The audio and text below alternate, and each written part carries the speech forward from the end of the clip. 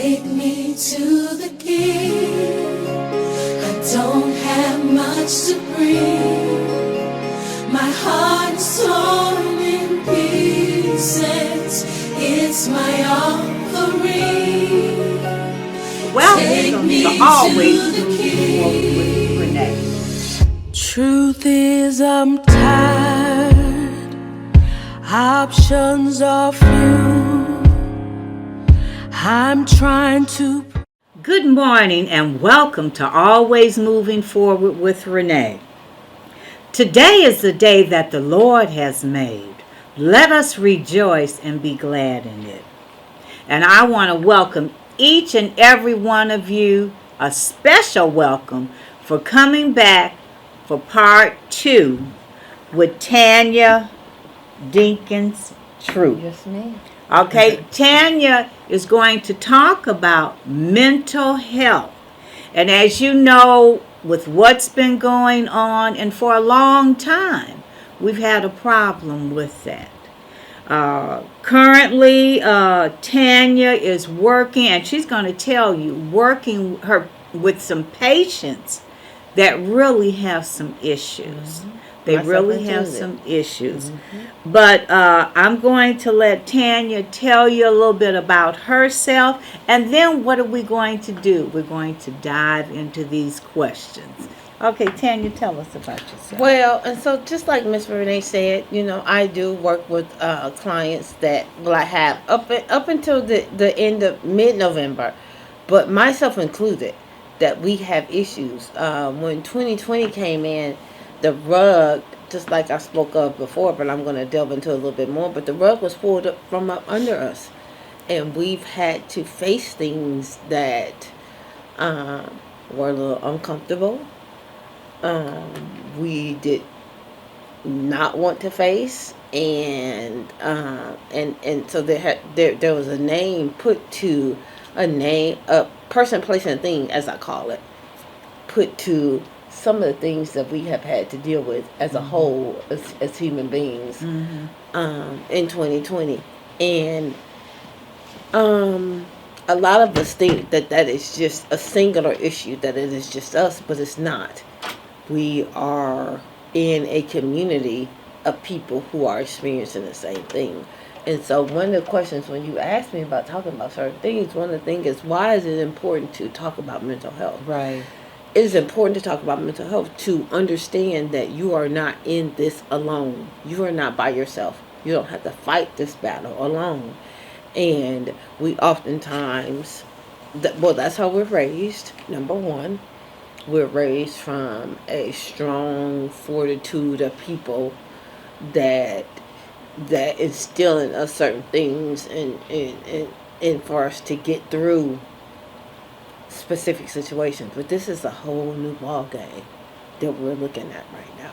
And so it is important to talk about mental health, to put the emphasis on that what you're feeling and what you're going through is, you're not only not alone in these situations, but it is more commonplace than not.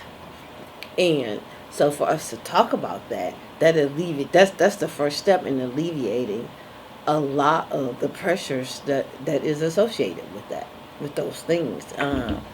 And mental health is a taboo, specifically in the Black community, and rightly so.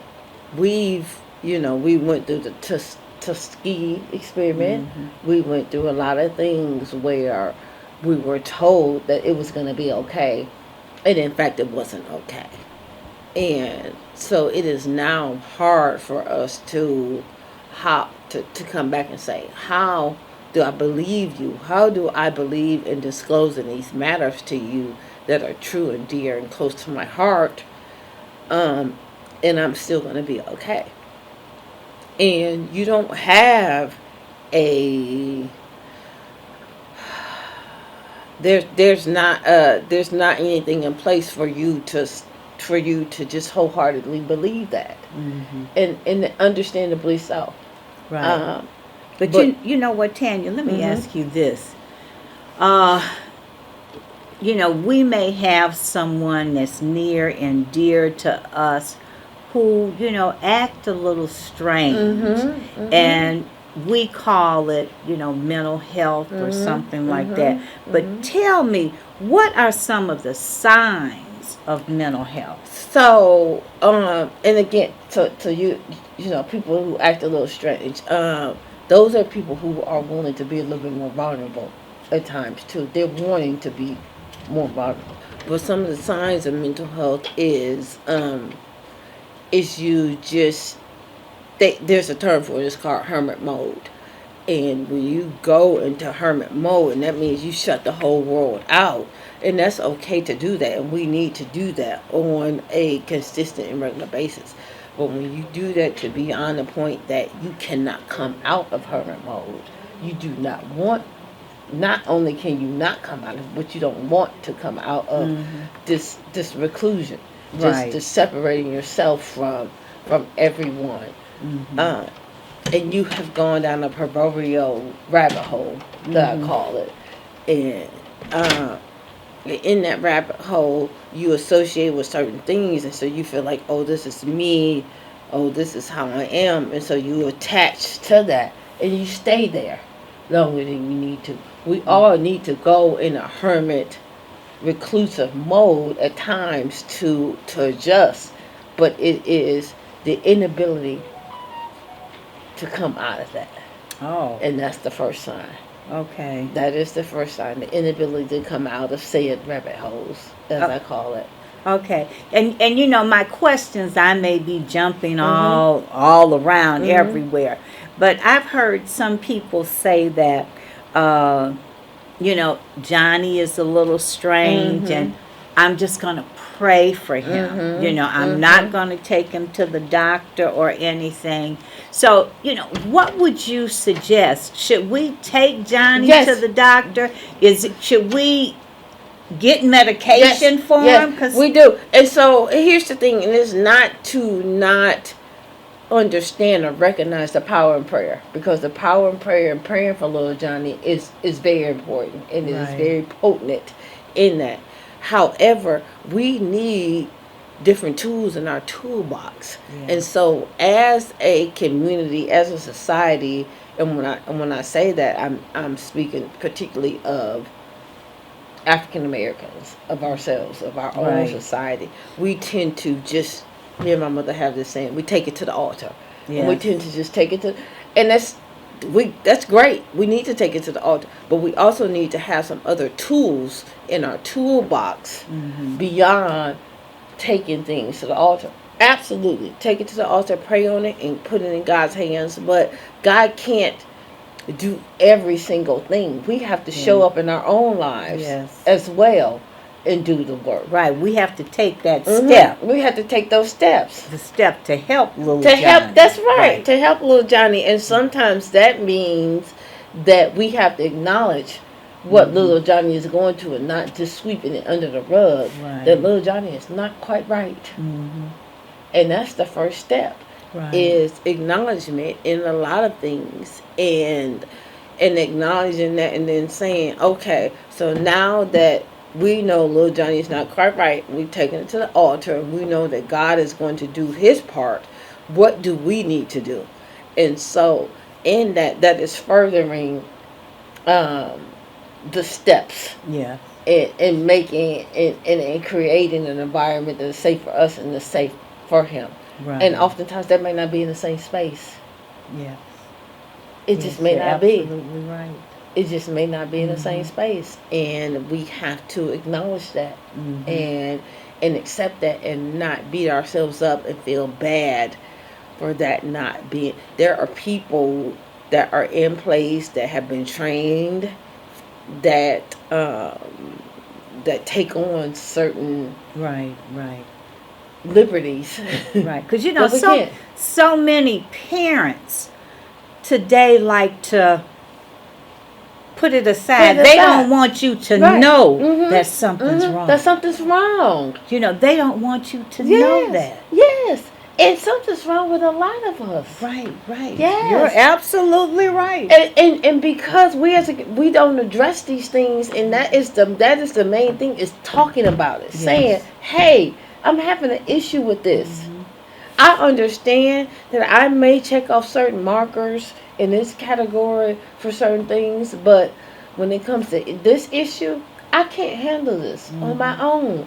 And there are people in place to help and do so. And it's beyond the pastor, and that doesn't negate what the pastor brings, because he brings a lot, Yes, and he his does. knowledge and his wisdom brings a lot. But we have to help him out sometimes. You're right. You're absolutely right. But I know that you've worked with children, and adults, both male and female. What do you prefer? I get that question brought to me a lot, and I can't say that I have a preference. I say that whatever is foremost and that's what's needed at the time. And for our men, and I will say this, women, it's okay for us to express ourselves. It's okay for us to be vulnerable. Yes. It is not okay for men to be vulnerable in a lot of situations. As if they cry, Yeah, you're weak. then he weak. Then he's weak. And we demasculate. There's a term, emasculate the man, and because he is experiencing emotion that we experience, but because it's just been labeled that that's what women do, and that's not the case. And I say all the time, if a man, I'm jumping around, but let me go back and say this. So this is one thing that I hold on to a lot, that for men particularly, if men were not supposed to feel certain emotions and have certain thoughts, they wouldn't. Just like they can't have a child, just like they can't have a menstrual cycle. And I lean on it a lot, and I step into that a lot, because it is truth. And I have to continually go back to that. If a man is not supposed to express certain vulnerabilities, certain emotions that are only relegated per se for a woman, he would not be able to. Right, right. But you know what? I know, you've worked or work in the prisons as a therapist. Tell us, what is your day like? So that day ended back in mid-November, but my day was, I had a lot of, just to be completely honest, I had a lot of trauma relationships. And what I mean by that is I experienced a lot of things that they experienced, but they were not given the ability to, or the opportunity to speak on those things. Okay. And then they did. And it's called countertransference. And they did. And they just opened up and allowed themselves to be vulnerable and to speak on emotions that a man wouldn't per se speak on, that a woman in a certain, there's a term called, they call it gay for the stay. Okay, and I'm not familiar with these terms. I know. I know. And so in those times, they have to relinquish a lot of their persona. Okay. A lot of, I'm going into this and I'm tough and I'm bad and I'm good. And nobody's always tough and bad and good. Especially when you're facing a perceivable amount of time. How can you be? But, when you had a caseload, and probably a big caseload, and you meet with someone, you have to win their confidence. And yes, I do. And because you've got those, like you said, go into hermit mode, and they don't want to talk to you. They don't want to talk to me. You're absolutely right. And one of the ways that I always won their confidence, and it wasn't something that I did on purpose, but it ended up working out for me, and so I just stuck with it, which was not finding out why they were there prior to them telling me. Because I understood that the judicial system they have to paint their picture that they need to paint. And rightly so. Okay. The courts the police officers, whoever, when they make their statements, they have to make their statements to align with their goal. That doesn't mean, however, that is that person in its totality. But that's how it's written up. Okay, And, but you know and I what? wouldn't read it. Okay, but you know what?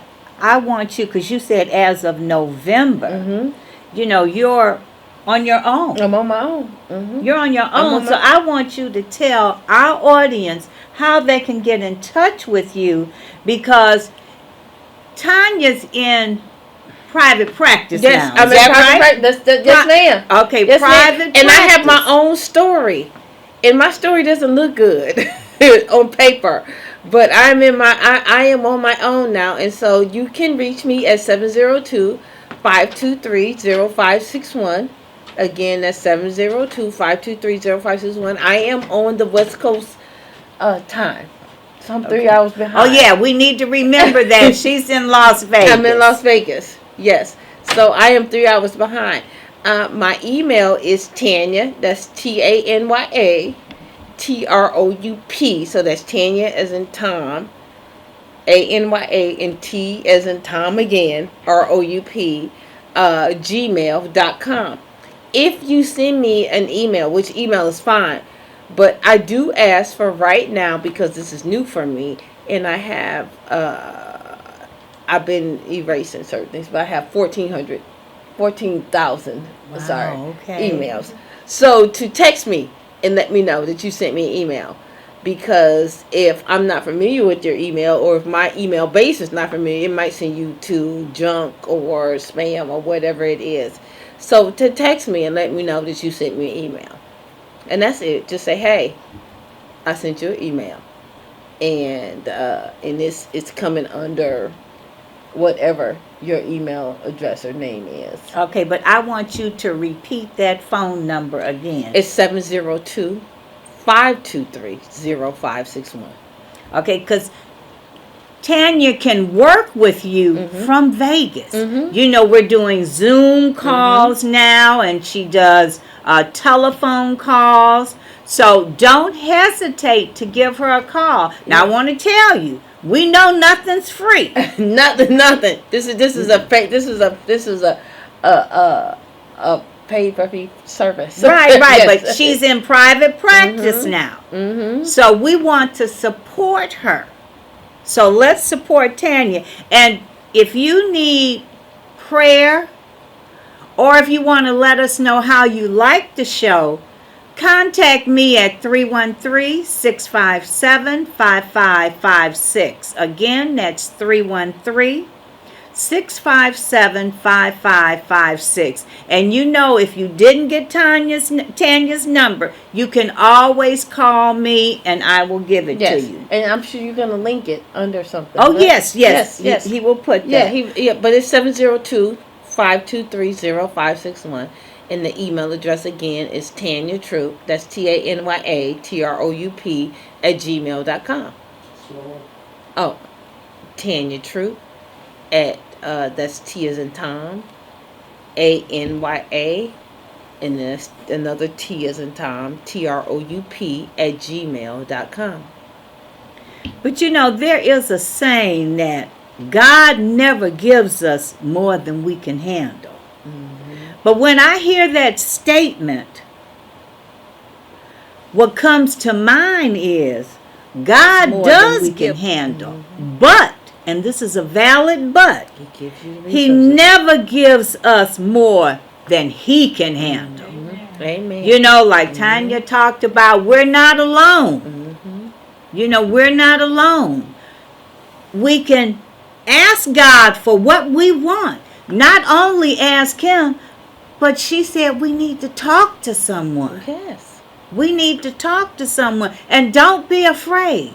Don't be afraid. It's like when I was teaching school, homelessness. You know, the kids didn't want you to know that they were homeless. But they were. Right. The kids didn't want you to know that they had a problem. But they did. Right. But they did. Yes. They didn't want you to know that their parents had problems, That had issues. they weren't perfect. Right. As we as we tend to look at it, rightly Right. so. Right. But they are human beings first. Right. Mhm.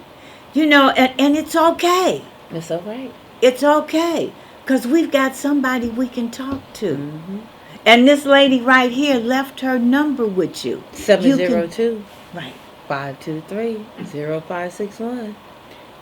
Okay. But Tanya, tell the audience what you want them to know about mental illness. Well, that we need to talk about it, and the more you talk about it, and I don't want to give all of these cliches and these taboo statements, but they are true. It's okay not to be okay, and most of us are experiencing a human experience collectively.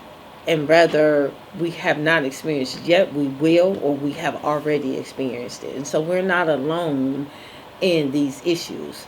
And so as we open up and say, hey, this is how I feel about this, you will find that there's 20, 30, 50, 60 other people who are currently feeling that way or have felt that way. Yes, yes. And so to be understood and to be heard is the biggest components. And that's what we all want, is to be understood and to be heard. And there may not be a solution to the problem, but I was heard and I was understood.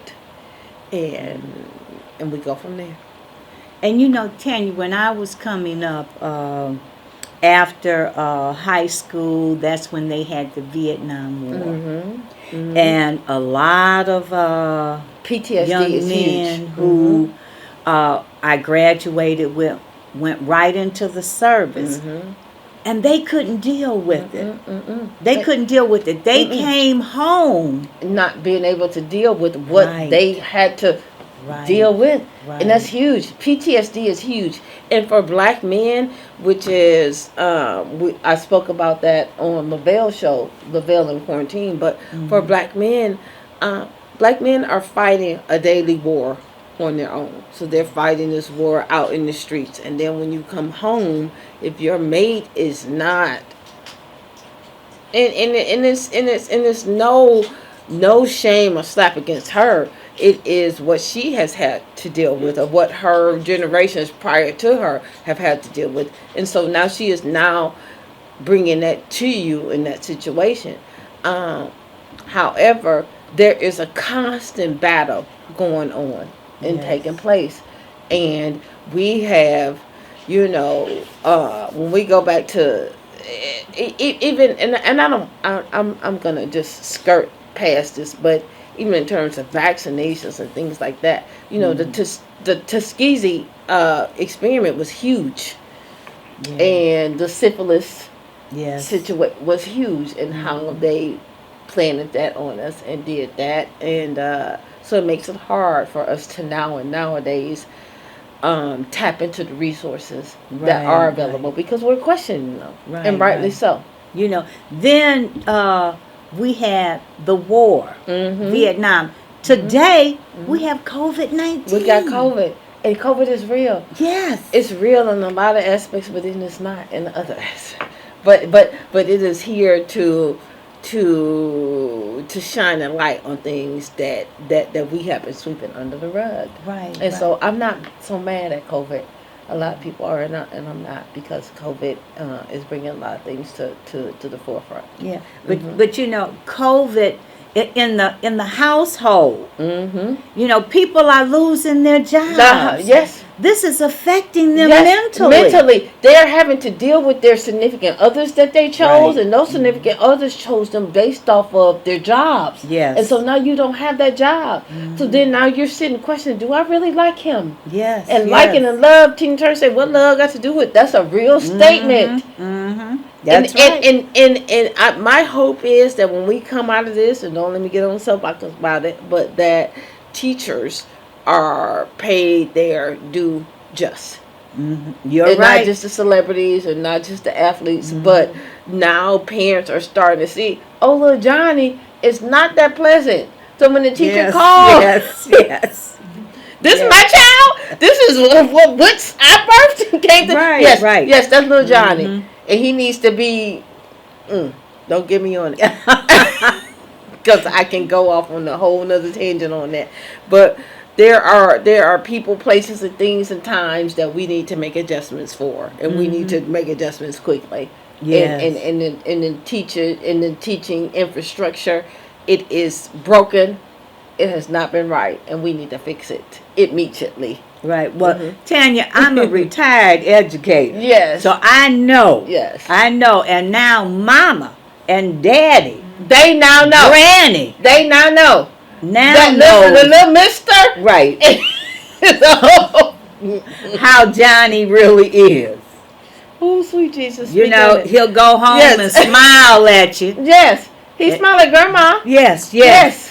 But now grandma's the teacher. Yes. So now what you going to do, little Johnny? Yes, yes. Better get it together. Right, Because right. grandma ain't seeing you in that same light anymore. But you know, we've heard what Tanya said, and we just enjoyed having her here with us for part 1 and part 2 of behavior and mental, you know, mental behavior. And I just want to say, I just met Tanya. Tanya is part of Always Moving Forward with Renee family now. Thank you. But Tanya's mother is the reason that she's here. That's the reason why I'm here. My momager. My momager is better than everybody's momager.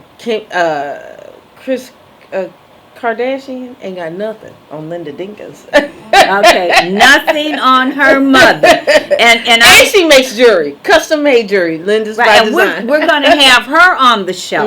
We're going to have her on the show. I've been trying to get her on the show. Kris Jenner. That's the name I want to say. Bruce Jenner, Kris Jenner, Caitlyn Jenner. She ain't got nothing. They ain't got nothing to her. She thinks a lot of you. We do see that, and we hear it, Linda. She thinks a lot of you. But Tanya will be coming back to see us, whether it's on Zoom or if she's visiting in Detroit. I want you to know that you have a home on the show here. And I love this home. Okay, Thank and we really enjoyed you.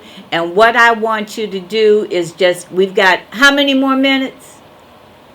Okay, 1 minute. I want you to take that time. Tell them how they can get in touch with you. Because you remember, Tanya's in private practice now. Yes, I am. And so that is 702. I'm on Pacific Standard Time. I say that wrong word. I say that. I pronounce it. I don't pronounce it properly. We've got 3 hours I'm on the difference. West Coast. Yeah, 3 hours difference. Thank you. And so it's 702-523-0561. Again, that's 702-523-0561. My email address is Tanya. That's T as in Tom, ANYA, Troup. T as in Tom, not Trump. If I was Trump, I would not have to be given this. TROUP @gmail.com. So again, that's Tanya, TANYA, TROUP @gmail.com. And if you send me an email, just text me first and let me know that you sent me that email at 702-523-0561. Okay, now you heard that. So if there's some issues with a family member or you may be having a problem, give her a call. She's in private practice, so we want to support her. And remember, God loves you and so do we. So we'll see you next week. Thank you. Thank you.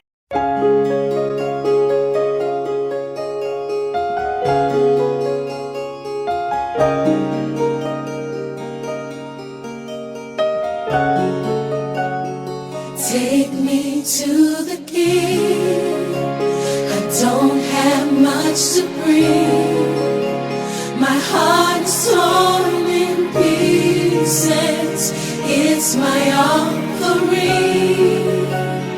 Take me to the King. Truth is, I'm tired.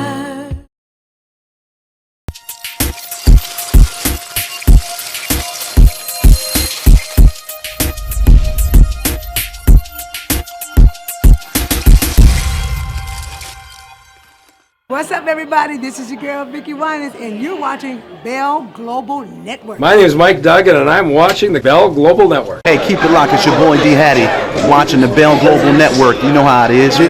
Hi, I'm Charlie Langton, and you're watching the Bell Global Network. Hi, this is Martha Reeves, and you're watching Bell Global Network.